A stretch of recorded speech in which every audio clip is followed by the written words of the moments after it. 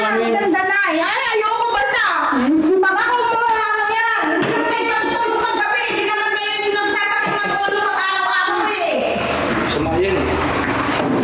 Halika, Tinida, dito tayo. Ikaw naman. Hindi na. Hindi ko na ililipat. Halika na.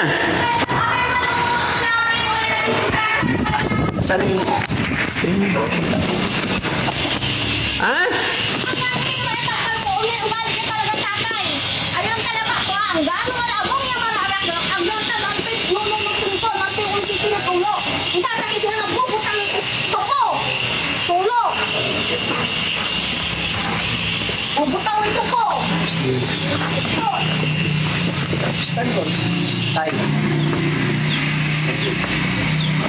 Hindi ko na ililipat, ate. Natutulog paggabi dyan, hindi naman kayo.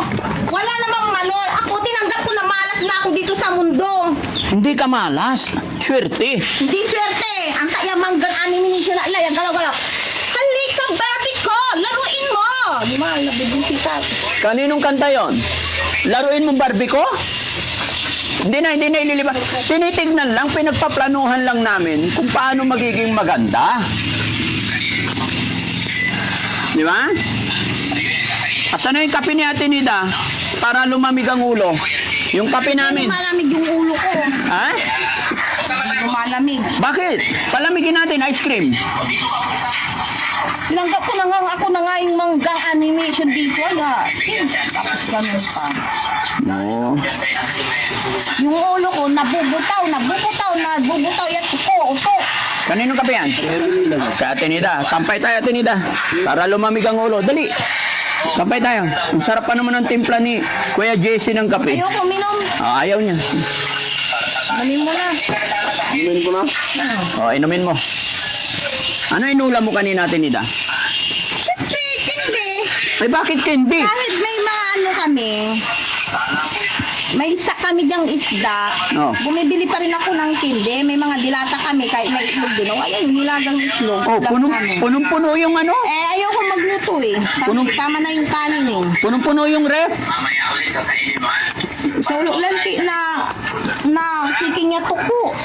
May pinapanood mo si Polivic? Masakit sa buto. Hindi. Kanila JJ. Ay, kila JJ. Buti pinapanood mo na. Oo. Patingin. Ay, oo. Si Kuya JJ na pasaway. Ay, ansing na pasaway, no? Pasaway itong sinanay ansing, eh.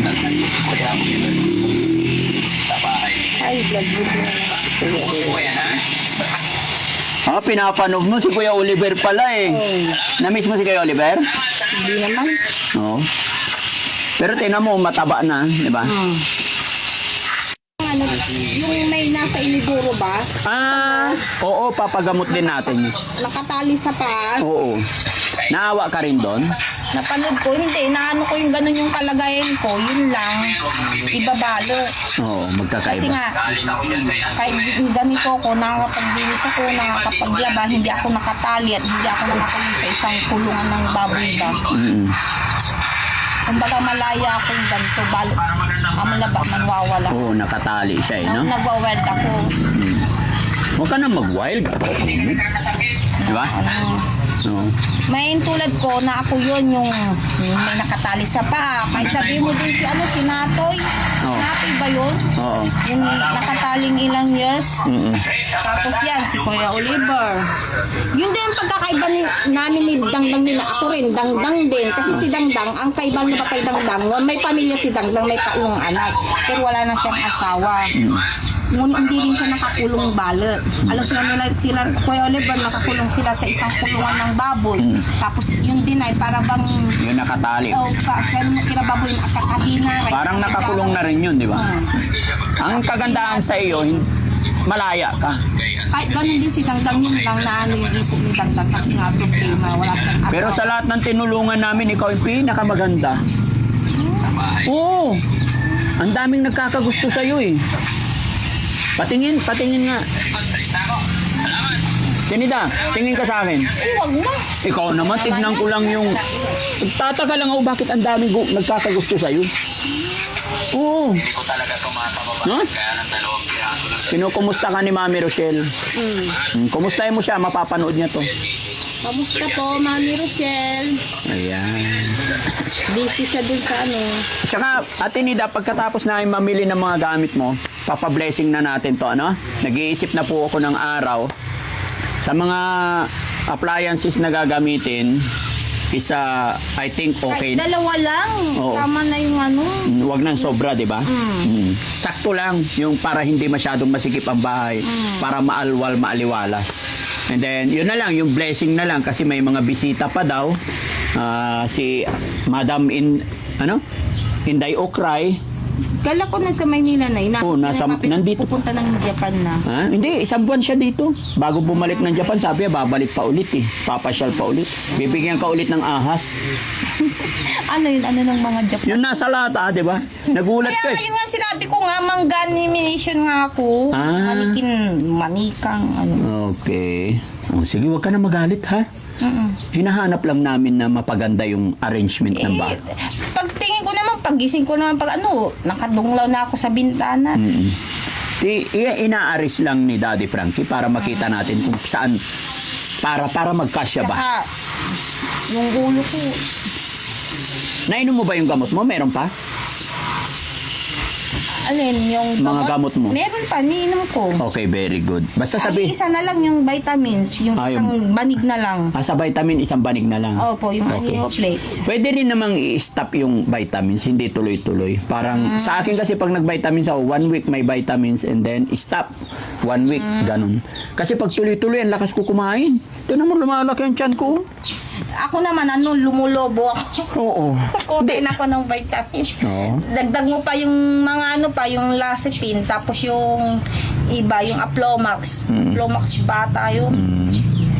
Para bang lumulobo ko sa mga gamot. Oo. Nakalobo ata yung mga gamot. Hindi, yung vitamins talaga dun. Tapos epekto din yung yung pag-inom ng gamot, para bang napupunta sa iba. Pampatulog ba? Hindi, napupunta sa ibang tao din. Oo. Tapos tignan nyo yung kulay sa loob ng bahay, guys. And then, Avocado! kulay sa labas. Anong kulay? Avocado! Malamig sa mata. Malamig, ang hirap, bigat nga sa mata eh. Ano ka? Very cold sa eyes. Tapos tignan mo yung ano niya, oh. Dark chocolate pa. Dark chocolate. Tay, halika tay. Pag, Alam niyo mga kababayan, napaka-energetic ko this morning. Alam niyo kung bakit? Natutuwa talaga ako. Grabe, napakaganda ng bahay ni Ate Nida. Halika dito tay. Excited na ako. nga eh. Ha? Subdivision. Subdivision na. Dito tayo tatlo sa... dito tayo. Nag-e-eco talaga dito sa sa Nag-iikot. Tingnan nyo. Gaano kahaba, gaano kaganda. Ayan ko. Ano tayo? Maganda ba ang kulay? Gandang pulo, avocado. Avocado. Ako nasabing avocado. Gandang Pintor! Bakit naman avocado naisip mo? Halika dito. ito, magaling talaga. Magaling. Magaling ka daw. Pero bakit avocado napili mo? Ayan ang suggest ni Forman. Ay, siya pala. Talagang Parang hindi. ganun dun sa inyo. Hanggang sa kahuli-hulihan talaga hindi niya pinapabayaan ni Forman si Ate Nida. Ano? Oo. Avocado. Yung pinto ka lang siguro. Oo, pinto naman, ha? Mag-isa ka lang? Dala siya, Dalawa iba-dalik kayo. balong. Ayun, si Baloy. Balong. Si Balong. Sa labas mga kababayan, maganda. Ay, sa likod. So yung sinasabi ko, tay ha, isa rin mo yung maayos iraramay kiyo, Kasi pag natapos Yung natin... doon ko ilalagay yung simento. Oo. Mayroon pa simento. Meron pa simento. Sige lang, walang problema. Lahat ng materialis na nandyan. lang yung pintor para matapos nila. Lahat ng materialis na nandyan, kung kailangan mo, wala akong ipupull out. Lahat, ha? Basta maging maayos lang yung kalat. Okay? Kalat. Ito eh, kagatag eh. Tiles nandun. Hindi magagamit. 2 box yun. Hindi, dadalhin ko kay Kuya Oliver yun. Oh, nandun ang dami. Iayos mo na lang, ha? Para di pang muna Kasi ganun din yung tiles na ginamit natin dito, ganun din kay Kuya Oliver. Para hindi masyado magastos. Basta yung basura tayo, unti-unti itapon, Kukunin ko yung pag hindi na magamit ko. Kukunin ko. Yan, ganun lang. So maganda mga kababayan, no? Bumili ka rin to. Okay. Sige. Babalik ulit kami dito tayo, ha? Salamat. Thank you po. Salamat po. Shout out sa inyo. Sige. Basta kunting tiis lang mga kababayan. Matatapos din ito at ito. Sabi ni Kuya Pintor, matatapos na today itong wall. Pintuan na lang at saka yung amba. Iaayos na niya.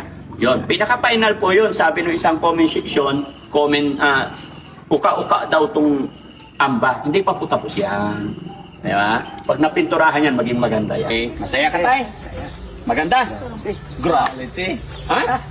Quality? Quality. Grabe daw eh. No? Gaano ka ganda yung bahay?